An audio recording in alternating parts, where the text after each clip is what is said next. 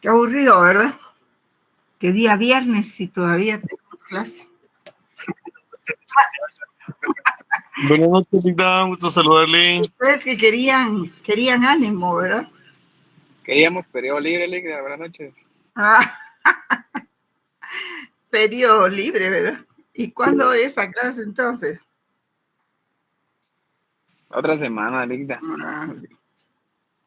Sí, la verdad que hay tiempo, pero lo que pasa es de que llevo una programación, ¿verdad? Llevo una programación y entonces necesito, es una clase corta hoy, jóvenes.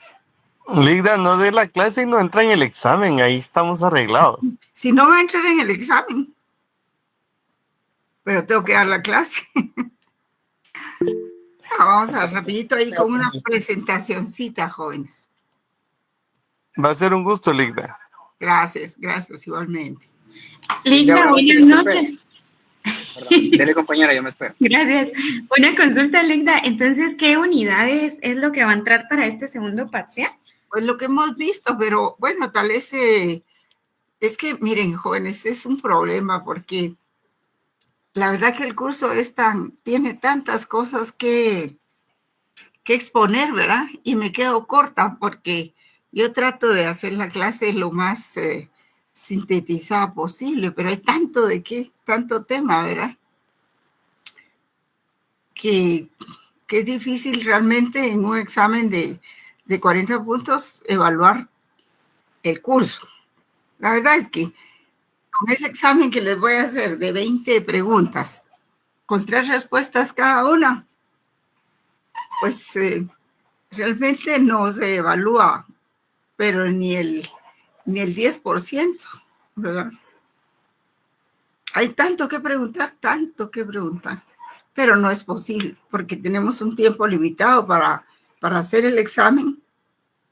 Hay otras secciones también, y no dan los recursos para tanto, ¿verdad? Sobre todo ahora que todavía no tenemos cañoneras, ¿verdad? Sería más fácil, más rápido y abarcaría más, pero el día que damos clase presencial, realmente es casi como no dar clase, siento yo, porque no, los materiales no se los puedo exhibir ahí, ¿verdad? En general. Así es de que lo que vamos a evaluar es muy poco realmente, solo son generalidades. Por ejemplo, creo que yo tomé el examen desde más o menos, después del primer parcial, ¿se acuerdan ustedes? Que fue solo sobre las ramas de la filosofía del derecho, la teoría del conocimiento, la lógica y eso, ¿verdad? Eso ya no lo vamos a preguntar. Solo vamos a preguntar de ahí para acá, para el día de hoy, digamos. Tengo que darles la teoría de los derechos humanos, la fundamentación, porque esta cuarta unidad tiene mucho contenido. Ya vimos la estimativa jurídica, que la vimos el miércoles, ¿verdad? Que es una clase un poquito nutrida. Ahora estamos viendo lo del Estado de Derecho. Tenemos que ver la fundamentación jurídica de los derechos humanos. Pero digamos que ya los derechos humanos no van a entrar en el curso, en el examen. Sin embargo, es importante y vamos a ver cómo la podemos trabajar ahí a base del pizarrón y hablando, ¿verdad? Porque ya el 15 ya empieza el examen. Entonces ya no hay posibilidades de tocarlo, a no ser la semana entrante, ¿verdad? Así es de que tengo aquí este libro que me encontré, jóvenes, que es una verdadera joya, miren. Se los voy a mostrar. No sé si ahí en la pantalla lo pueden ver.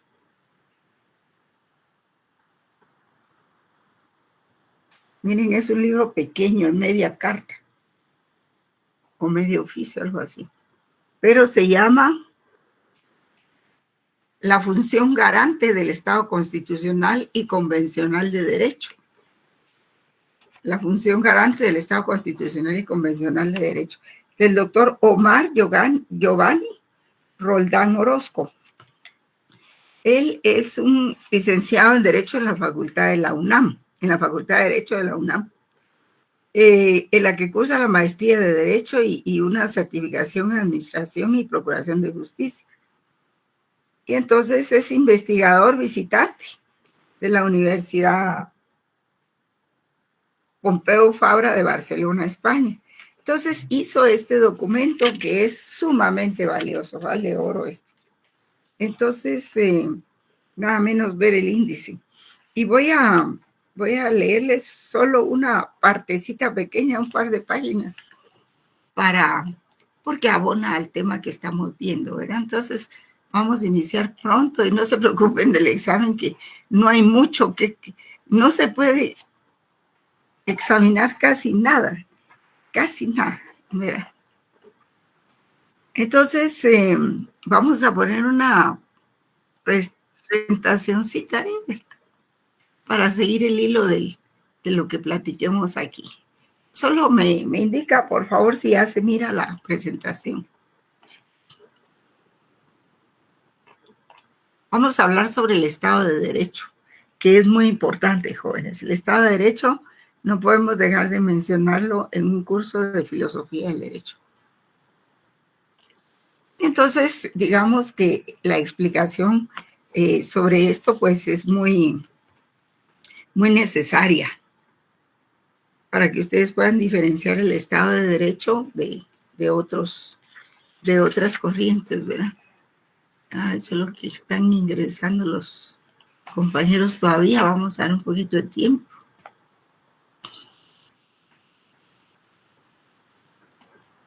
Voy a quitar la presentación un momentito, jóvenes.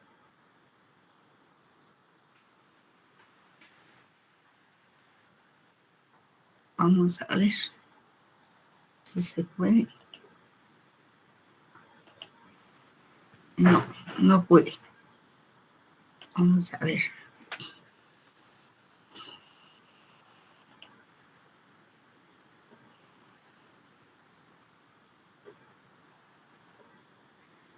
Solo quería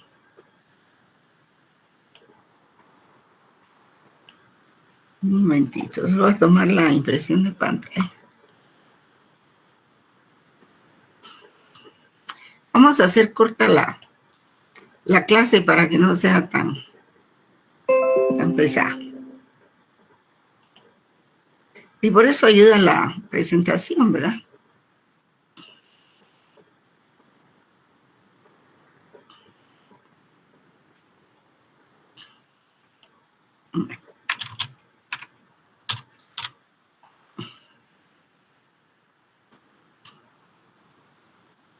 ¿Vieron ustedes hoy ese caso de los ocupas que le llaman en Estados Unidos? Que dice que si una persona se va de vacaciones o su casa está desocupada, quién sabe por qué razón, dice que cualquiera puede meterse a la casa y que el Estado lo protege. Imagínense ustedes. Algo así me contaron, no estoy completamente segura. Pero dice que en Los Ángeles así están las cosas. No, en California, sí, Los Ángeles, California.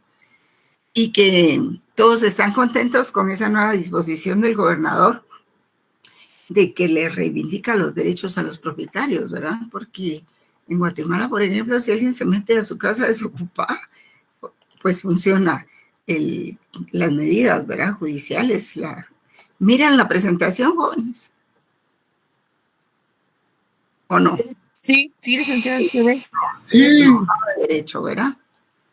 Sí, Este es el caso que a mí me pareció pues muy especial. Dice que en España todavía no han reivindicado los derechos de los ciudadanos en ese sentido. Pero en Guatemala eso Sí, no se puede. Sí, Manuel, usted sabe de ese caso. Eso es una cosa, ¿verdad? Y la otra cosa es bueno, de ese otro caso voy a hablar más adelante. Entonces, vieran que este libro habla de la justicia convencional, ¿verdad? Es decir, que ahora en las resoluciones, desde hace más o menos, desde hace muchos años, más o menos desde la Segunda Guerra Mundial, el caso es de que Las autoridades, los jueces, la administración pública, los legisladores incluso tienen responsabilidad si en sus resoluciones, sus leyes o su quehacer, ¿verdad?, no incluyen el respeto al derecho, a los derechos humanos. Tienen que velar antes, por ejemplo, el legislativo tiene responsabilidad si en las leyes que emita no incluye el respeto a los derechos humanos.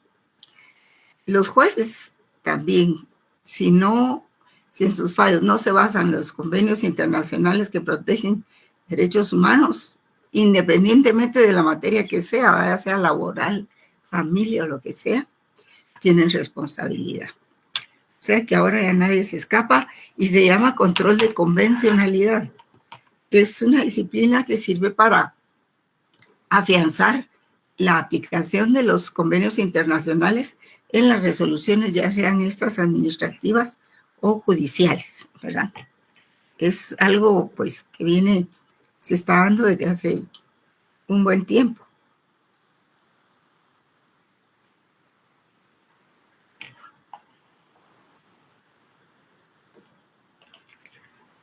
Entonces, por ejemplo,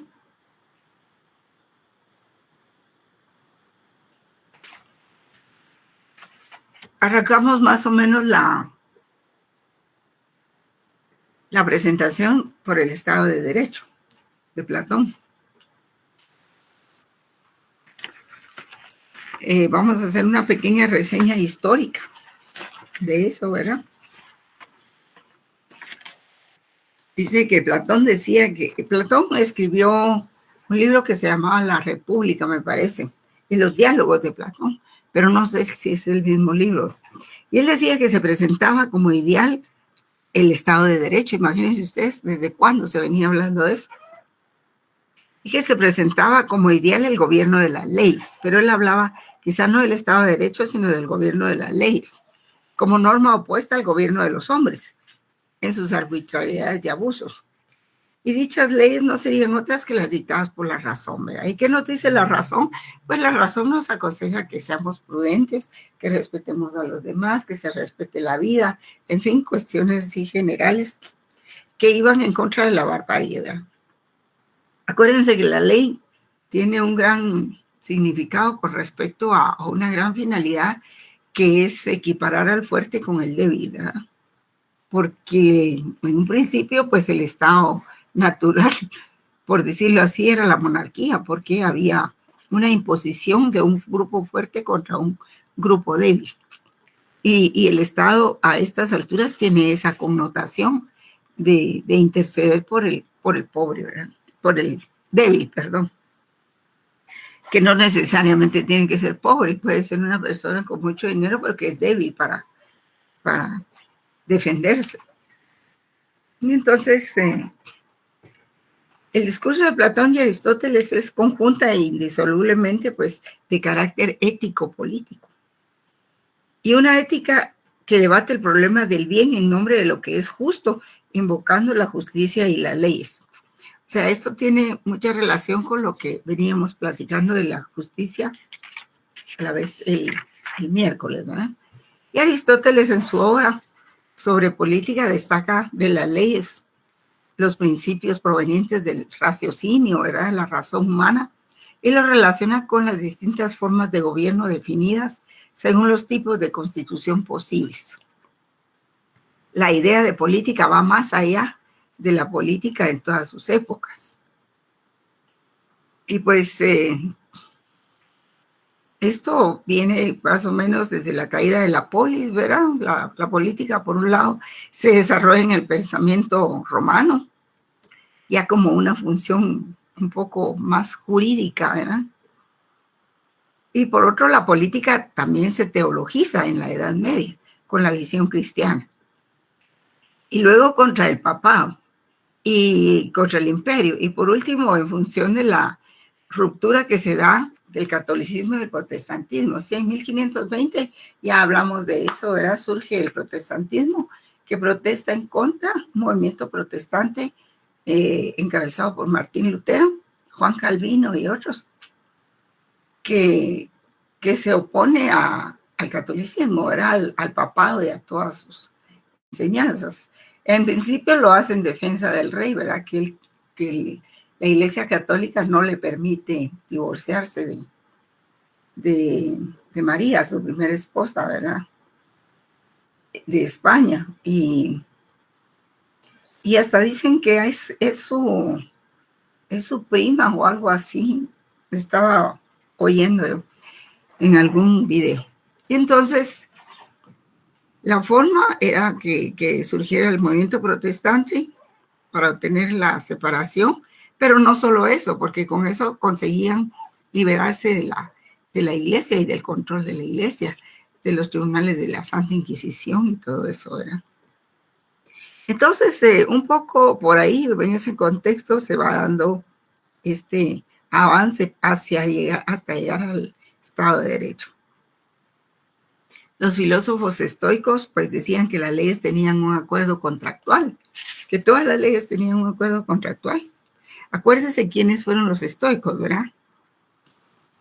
Los estoicos eran los que se sacrificaban en aras de defender su fe y sus pensamientos. Y entonces ellos decían que las leyes tenían un acuerdo contractual entre los hombres, que luego estos que obedecerían. Y es un poco la filosofía del contrato social, sostenido en la modernidad por Juan Jacobo Rousseau, ¿verdad? En que la población cede sus derechos civiles a cambio de la creación de un aparato político, que es el Estado, y a cambio de seguridad y bienestar general, que se denomina el Estado. Entonces los sofistas también aparecen en la escena, ¿verdad? Y los sofistas proponían que toda verdad política, incluidas desde luego las leyes, surgían de una retórica, cuyo objetivo último era conseguir el consentimiento de los ciudadanos. Bueno, la retórica pues es una forma de argumentación jurídica. Y el objetivo de la retórica es conseguir la aprobación o el consentimiento de del público al cual va dirigido, ¿verdad? Y pese a sus diferencias, todos ellos coincidieron en sostener el dominio de la ley frente al ideal despótico, es decir, coincidieron en considerar la supremacía del gobierno de las leyes sobre el gobierno de los hombres. Y así se fue civilizando el mundo, ¿eh? El pensamiento cristiano escolástico también predominó durante toda la Edad Media y decía que toda ley natural o humana era expresión de la voluntad de Dios y que de existir en el mundo algún tipo de orden, proviene no de los hombres, sino de Dios. Y que la fuerza de esta concepción del poder y el derecho a gobernar ha sido una de las más poderosas de la historia. Y lo sigue siendo. El Renacimiento del siglo XVI, ¿verdad? Cuando se da el positivismo filosófico, que es donde florecen las artes, las ciencias, la cultura, en que todo florece la estadística, el análisis, la síntesis, todas esas metodologías. Entonces, a eso se le llama el Renacimiento, ¿verdad? Y la crisis de todas las ideas anteriores vino con el Renacimiento. Maquiavelo en El Príncipe criticó la idea de que el soberano último en cuestiones políticas es Dios. Él no estaba de acuerdo con eso. Y la descripción sobre las relaciones de poder como resultado de virtudes no morales, sino prácticas y estrategias de los hombres reales preparó el terreno para pensar que las leyes derivan de la voluntad de los hombres y no de la voluntad de Dios. Imagínense qué confusión, ¿verdad? Porque es ahí también cuando aparecen los codificadores de las leyes y los postcodificadores también, que empieza a separarse el derecho en público y privado. Y todo eso abrió las puertas a la modernidad política, que fue obligada a buscar nuevos fundamentos para el poder político y sus leyes. ¿Por dónde vamos? Okay. Entonces se da un fenómeno que se llama juridización de la política. Ya han oído ustedes hablar de eso, ¿verdad? Aquí está el Renacimiento, juridización de la política. La juridización de la política, pues, se da porque si un Estado solo puede ser la unión de hombres libres bajo normas jurídicas, el elemento esencial del Estado de Derecho es la juridización de la política. Y cuando la política es regida por normas jurídicas generales y abstractas, tenemos en consecuencia la protección de los derechos individuales por medio de un poder político coactivo y la actuación del gobierno limitada por los derechos ciudadanos. La figura máxima que garantiza esos derechos es la Constitución, concebida como ley fundamental, ¿verdad? Como principio, y cuyos principios velan por la libertad de los ciudadanos. Vamos a ver, por ejemplo, hay una parte aquí en el libro que les decía. Por ejemplo, cuando habla de la justicia como condición de la legitimación, dice que la seguridad jurídica es uno de los 4 derechos junto a la libertad, a la propiedad y a la resistencia a la opresión, incluidos en la Declaración de 1789, fíjense ustedes, mucho antes de la de 1948, ¿verdad?, que creó la ONU. Y la Constitución francesa de 1793. Pero la Constitución de Virginia en los Estados Unidos fue en 1774, me parece. Y la definió en su artículo 8 como la protección de la sociedad otorgada a cada uno de sus miembros para la conservación de su persona o de sus derechos y de su propiedad. La seguridad jurídica, entendida como previsibilidad jurídica, fundada en las normas generales reproducidas estrictamente por los jueces, o como el orden pacífico surgido del libre goce y disponibilidad de los derechos individuales, monopolizará el horizonte axiológico de los juristas. Está claro que la autoridad se encuentra en nuestras sociedades contemporáneas con una fuerte crisis de legitimidad. La actual conciencia jurídica de la humanidad resiste mandatos que intentan justificarse por la sola invocación de la autoridad que las emite o por explicaciones meramente formales y reclama explicaciones sustanciales. Ya no es suficiente hablar de los actos de determinadas autoridades para reflejar el respeto y devoción que antes se tenía. Ahora las autoridades e instituciones se han visto manchadas por la corrupción, la negligencia, la falta de compromiso. ¿Les suena eso, jóvenes? La falta de compromiso, por lo que los individuos han optado por reclamar al Estado el cumplimiento de la actividad que cada autoridad debe desempeñar.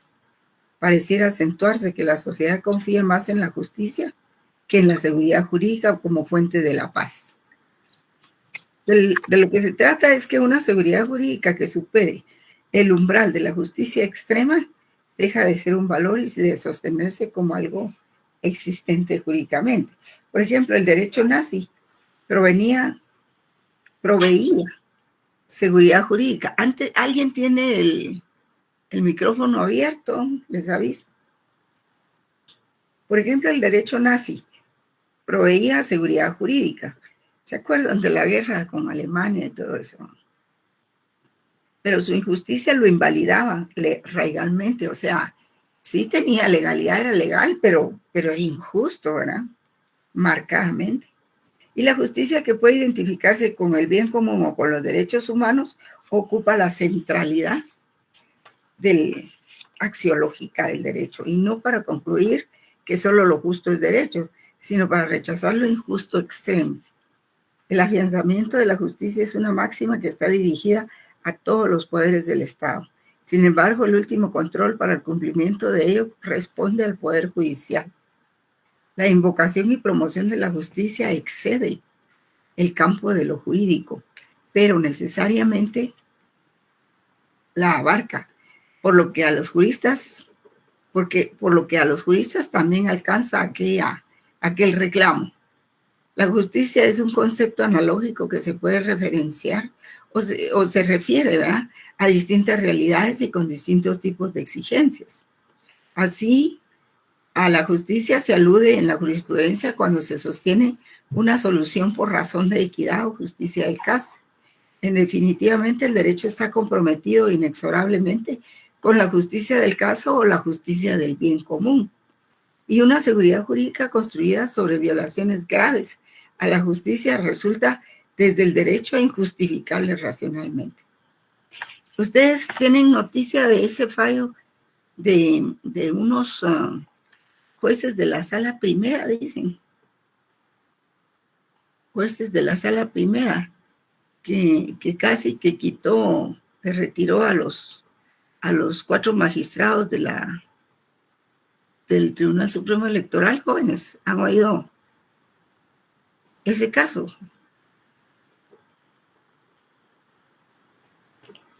Pregunto. Sí, licenciada, es lo del Salió Tribunal hoy, Supremo ¿verdad? Electoral, Hoy ¿verdad? estaba saliendo, linda. Sí, ¿verdad? Es así, está calientito todavía ese caso, sí. Pues eso se parece mucho a esto, ¿verdad? La justicia implica que una vez que la promoción y respeto por los derechos humanos ha rebasado a las autoridades administrativas, sean las autoridades judiciales las que se ocupen de su protección y garantía, ajustando las situaciones que se han salido de cauce para privilegiar la vida digna y la efectiva vigencia de los derechos humanos. Es claro que la legitimación del Estado obedece a la labor que desarrolla cada una de las autoridades, pero considero que una de las más importantes y que mayores beneficios otorgan es la justicia. Una justicia constitucional que invariablemente reside en los órganos jurisdiccionales y que en la actualidad obliga a la observancia de la normativa nacional en sintonía con la normativa internacional y que genera mayores y mejores beneficios para los individuos. Sin embargo, esta función legitimadora no debería quedar sujeta a dudas si desde un principio tanto autoridades administrativas como jurisdiccionales dejan de preocuparse y realmente se ocupan de la correcta conducción del Estado, con todo lo que ello implica, sin perder de vista la posibilidad justiciable de hacer efectivos los derechos humanos. La labor del juez proactivo es la teoría del Estado que alentó al revolucionario francés, asignaba al Poder Legislativo ser expresión de la voluntad general y le competía al Poder Ejecutivo ejecutarla. En el Estado liberal eran esos los verdaderos poderes del Estado, el Ejecutivo y el Legislativo. Y de ese modo se garantizaba una de las preocupaciones de los teóricos de la Ilustración. La peligrosidad de la función judicial no solo podía generarse por la falta de dependencia absoluta y dogmática de la ley, sino también por la profesionalización de la misma. Y así Montesquieu describe: el poder juzgar es tan terrible para los hombres, se hace invisible y nulo al no estar ligado para los hombres. Tan terrible para los hombres se hace invisible y nulo al no estar ligado a determinado estado o profesión. Incluso Rousseau consideraba que el ejercicio de la función judicial debía considerarse como un estado de prueba de méritos y probidad para luego ser ascendido a cargos más relevantes. El resultado en algún sentido de esas ideas será que la legislación revolucionaria y la codificación consagran, como es sabido, una configuración del Poder Judicial totalmente integrado al Poder Ejecutivo y regido por parámetros administrativos, y así el juez funcionario pertenecerá a una administración de justicia que solo nominalmente será poder. Sí, es que en ese tiempo todavía no existía el Poder Judicial.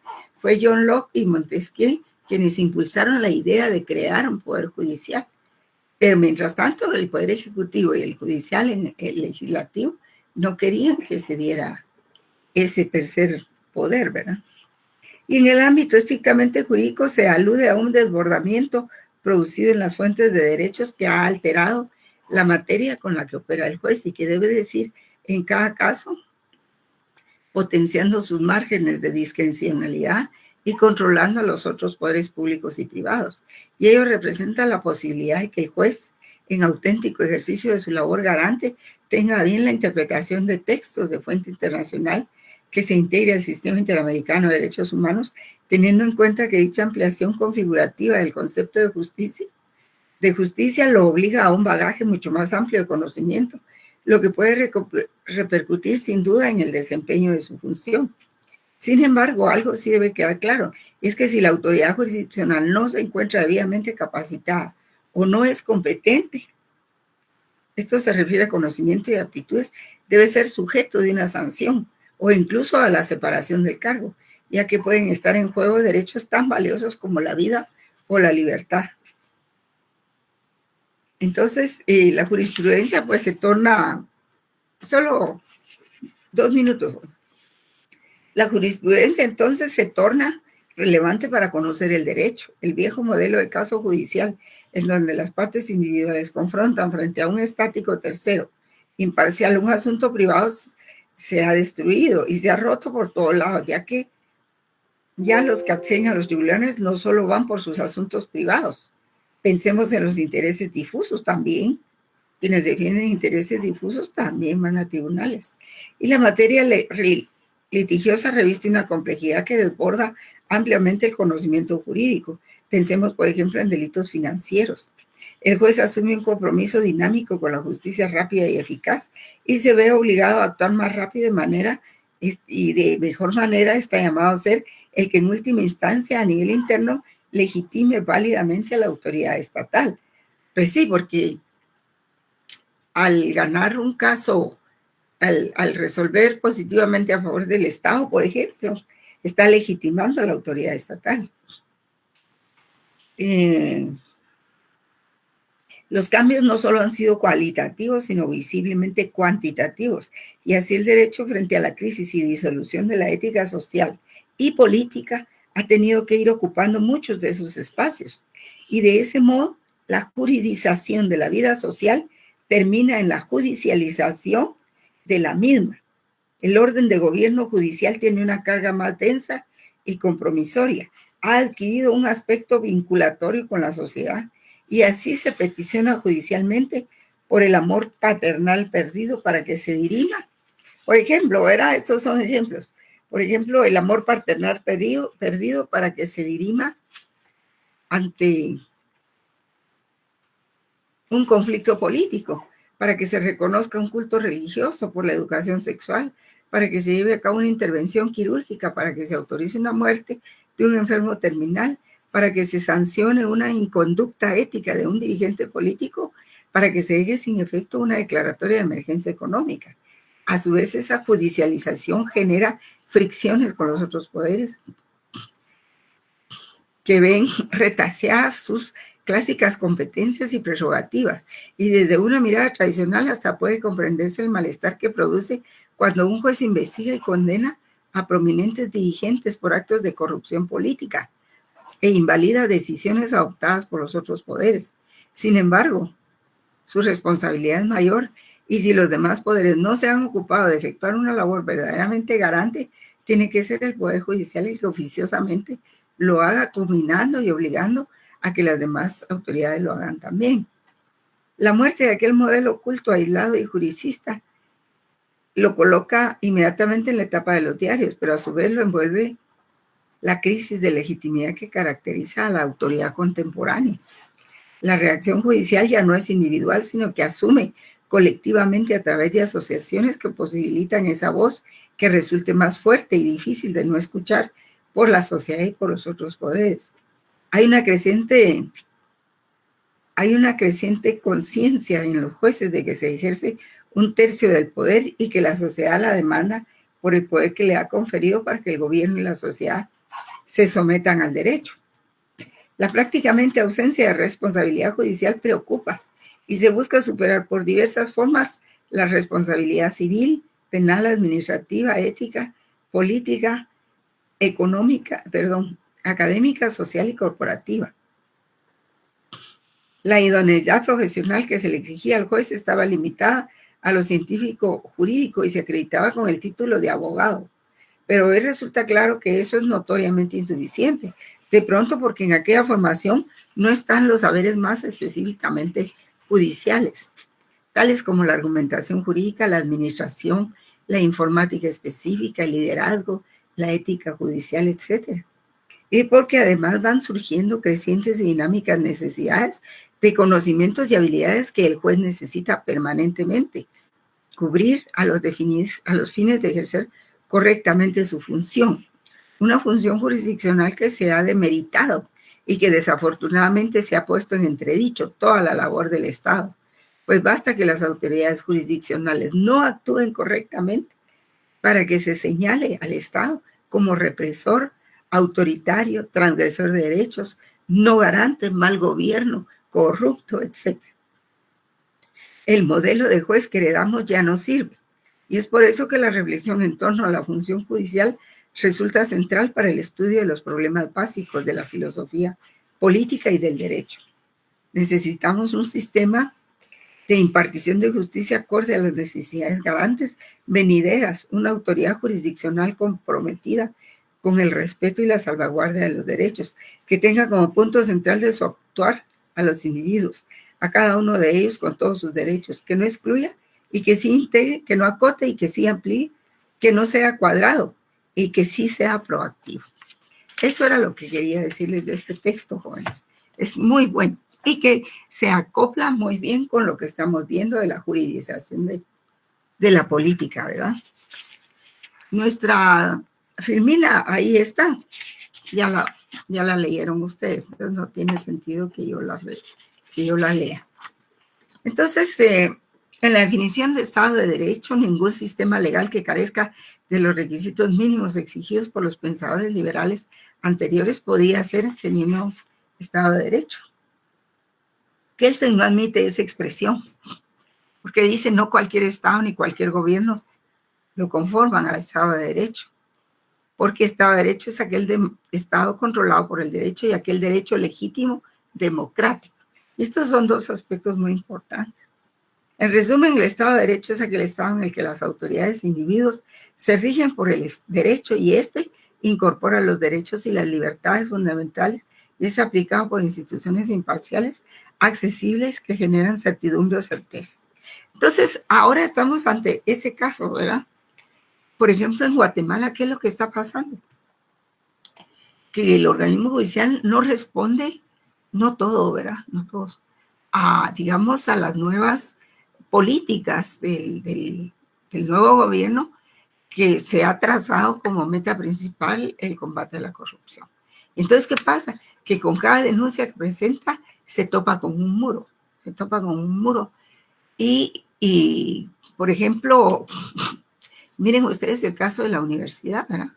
Ha habido como 20 amparos y ninguno lo han resuelto ni le han dado trámite. Entonces, ¿qué hacemos en el caso de que el organismo judicial no funcione, ¿verdad?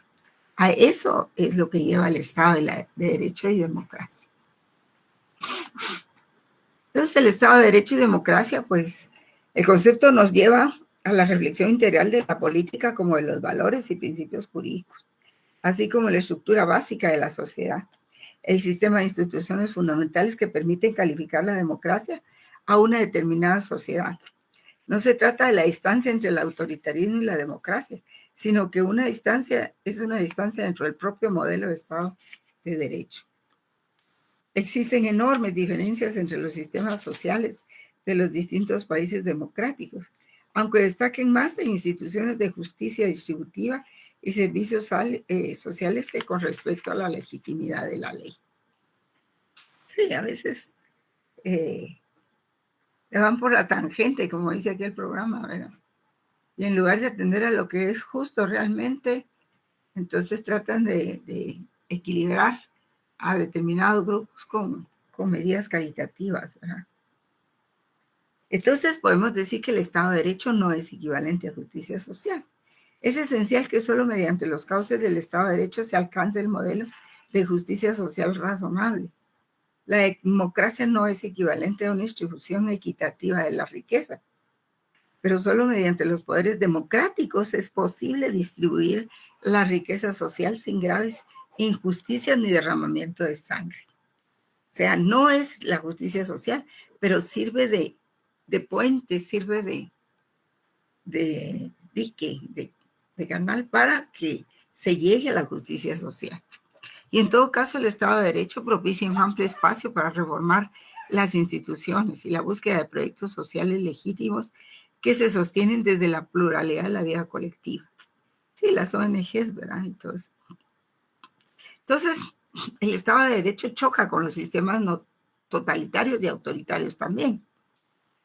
en donde no existe ese control efectivo sobre el gobierno y los derechos elementales no son respetados. Su principio básico es que no toda legalidad es deseable, aunque sea efectiva. Por ejemplo, la legalidad del principio del gobierno nazi. Eran legales las instrucciones, las leyes y los reglamentos y todo para todo lo que hacían, pero no era justo, no era propio de un Estado de Derecho. La historia ha registrado muchos sistemas legales que no pueden ser considerados genuinos Estados de Derecho. Por ejemplo, esa que les contaba, ¿verdad? La del gobierno nazi, o la legalidad del franquismo. Se refería a leyes fundamentales del Estado. Y la legalidad de los países socialistas, organizados política y jurídicamente a partir del supuesto de la supremacía del Partido Revolucionario, son ejemplos todos ellos con buen funcionamiento y prolongada aplicación que no podían calificarse como estados de derecho. Claro que hay elecciones, pero siempre se elige a los mismos, ¿verdad? Y pues en teoría del Estado se mira todo eso, ¿verdad?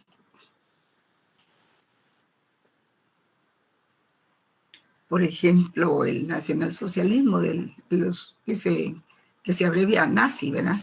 Y el franquismo del gobernante Franco en España, que se organizaron a partir de la supremacía del Partido Revolucionario, supuestamente.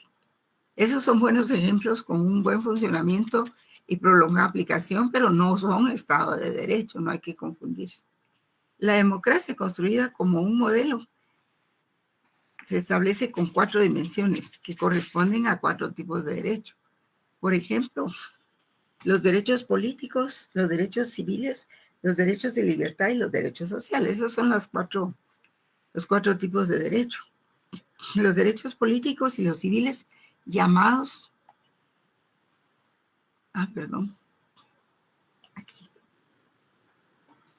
Aquí.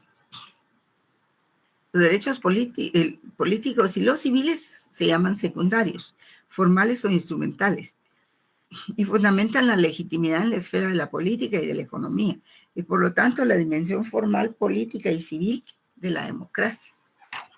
Los otros 2 tipos de derechos, que son la libertad y los derechos sociales, ya son llamados primarios, sustanciales o finales, y marcan lo que está prohibido hacer a la autonomía política, económica de las personas, fundamentando la legitimidad de las decisiones y la dimensión sustancial de la democracia. Y la dimensión política es la base de las otras 3. Y en ausencia de la dimensión política, pues no puede hablarse de democracia, ¿verdad? Por supuesto. Entonces, el paradigma de la democracia constitucional se impuso a partir de la Segunda Guerra Mundial, en que también se creó la ONU, para que no se repitiera un gobierno nazi, fascista o franquista, o fascista también, que ese era de Italia, ¿verdad? Pero el gobierno franquista era fascista también. Y la consecuencia de este modelo es que pongan atención en esto. Lo principal es que en este modelo los ciudadanos se convierten en titulares de los derechos fundamentales. Y a cada quien puede reclamar sus derechos fundamentales sin que nadie se burle.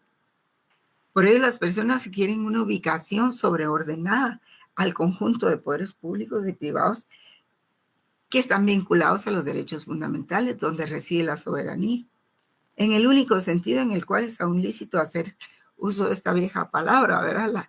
La soberanía, como dice Ferraioli, y coloca la democracia en una esfera normativa.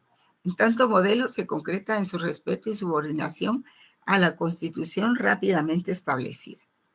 La democracia sustancial resulta el complemento necesario de la democracia formal, porque la democracia es forma, pero también es sustancia. ¿Qué quiero decir con esto? Cuando uno habla de la democracia, algunos la dividen en 2, democracia formal y democracia real. La democracia formal es donde hay elecciones, relativamente se respetan los derechos fundamentales, etcétera, ¿verdad? Así como estamos en Guatemala, pero no todo. La democracia real ahí sí se respetan, pero drásticamente, los derechos fundamentales, ¿verdad? Y esa democracia real conlleva después a la democracia, perdón, esa democracia real es la que empuja a la democracia formal. No es lo mismo tener una constitución y todas las normas de derechos humanos y todo eso, si no las respetamos. Y eso es la democracia formal. Es lo que está pasando en Guatemala. Y la democracia real, pues, se da cuando hay una democracia de forma, que es forma porque es formal, pero que también tiene sustancia, es decir, hay acciones, hay praxis, hay práctica social en que sí se practica la democracia. Y entonces los retos de una democracia para hacer valer el Estado de Derecho en consolidación es, por ejemplo, el principal reto político es de una democracia es hacer valer el Estado de Derecho, que equivale a igualar, imagínense ustedes, los conceptos de legalidad y legitimidad. O sea, que cuando se piense que una norma es legal, que se piense también que es legítima, ¿verdad? Y eso, igualar esos conceptos cuesta mucho, sobre todo en los gobiernos autoritarios, porque esas serán normas legales que emite el poder que gobierna, pero no son normas legítimas para quien las tiene que obedecer. Entonces, lo es también clarificar el concepto de autoridad democrática y legítima, diferente del autoritarismo. Porque cuando estas gentes autoritarias hablan de democracia, les salen sapos y culebras de la boca, pues, prácticamente. Y fomentar la exigencia ciudadana para hacer cumplir al gobierno. Y por eso se creó la garantía del amparo, ¿verdad? Que también la han tergiversado mucho. Y el uso se ha degenerado un montón.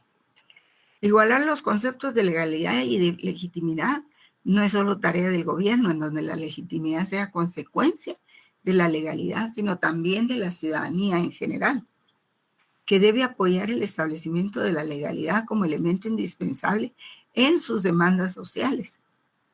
Ya ven ustedes que los diputados están haciendo muchas auditorías y las están publicando, cosa que no se veía, ¿verdad? Lo que se veía era solo que citaban a un ministro, lo interpelaban y lo mantenían inmóvil por mucho tiempo, mientras lograban quebrarle ahí sí que la autoridad, ¿verdad? No lo dejaban trabajar. Y eso lo hacían los diputados. Y el reto más grande es acatar el Estado de Derecho, promoviendo cambios que lo vuelvan más justo y equitativo, lo que equivale a que se vuelva legítimo y consecuente. La aplicación del Estado de Derecho debe ir de la mano de la superación de una legitimidad.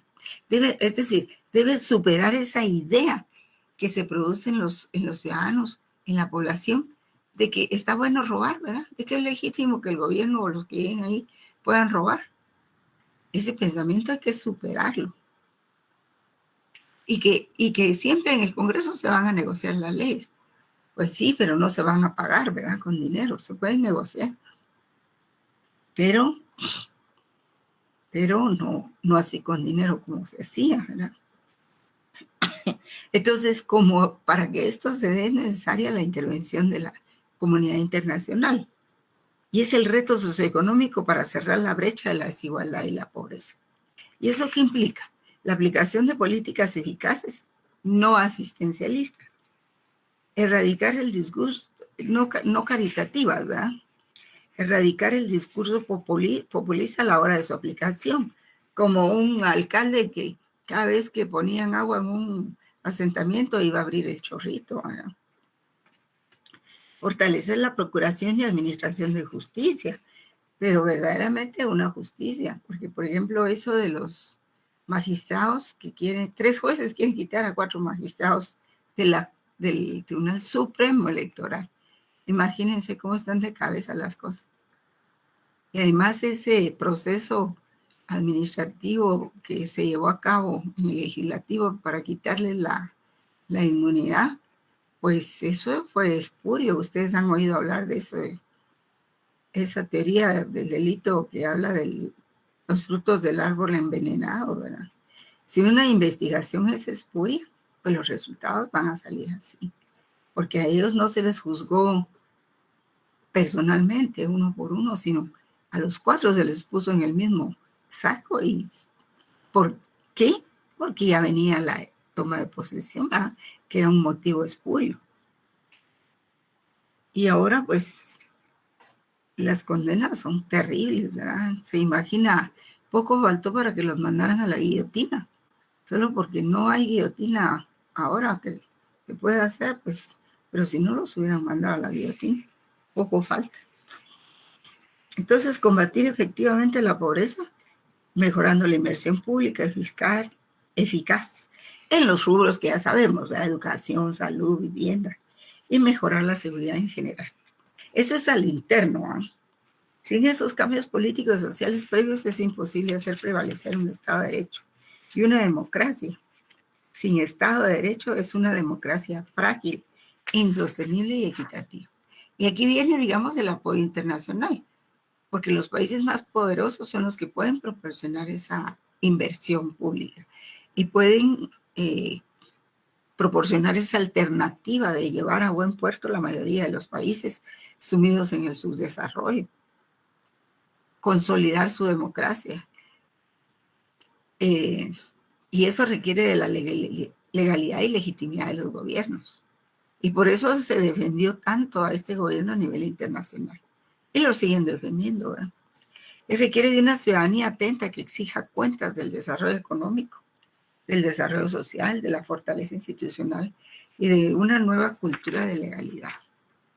Sí, porque si no se hace esos cambios a lo interno y por parte de la comunidad internacional, pues entonces lo que pasa es de que trasladamos los problemas de nuestros países hacia las potencias, ¿verdad? Por ejemplo, la migración, miren ustedes, las cantidades de migrantes que han atravesado toda América Latina, la trata de personas, el narcotráfico, la violación de los derechos de autor y tantos problemas que afectan a las grandes potencias. Bien, jóvenes, lo dejamos aquí. Son las 8:06. Creí que iba a finalizar. Gracias, Linda. Muy Pensé que bien. iba a ser corta. No, fíjense que sí, no pude. Este tema sí va a entrar en el examen. Aunque puede que solo les haga una pregunta, ¿verdad? Es que es lo que les digo, ¿verdad? Que no se puede realmente, con tanto contenido importante, evaluarlo. Diría que estamos evaluando el 10%. Sí, Tania. Lida, buenas noches, una consulta. Yo no escuché si usted mencionó que iba a evaluar para el segundo parcial. Sí, hasta el día de hoy. Hasta lo del día de hoy. Lo del primer parcial ya no se toca, ¿verdad? Sería de lo que vimos, por ejemplo, de Hans Kelsen. Acuérdense que tenemos la semana entrante todavía de clases. Pero lo de los folletos, Lida. De los folletos, sí. Mire, todo lo que se refiere a la unidad 4, pero no todos los temas, solo lo de la estimativa jurídica, los temas de la justicia, las diferentes concepciones de la justicia, ¿se acuerdan? Lo que vimos hoy sobre el Estado de Derecho. La semana entrante vamos a ver los derechos humanos, pero no va a entrar en la evaluación del examen. También se va a ver lo de la norma, lo del derecho válido, ¿qué otras cosas? Hay tantas cosas que... Lo que dijo Hans Kelsen, ¿verdad?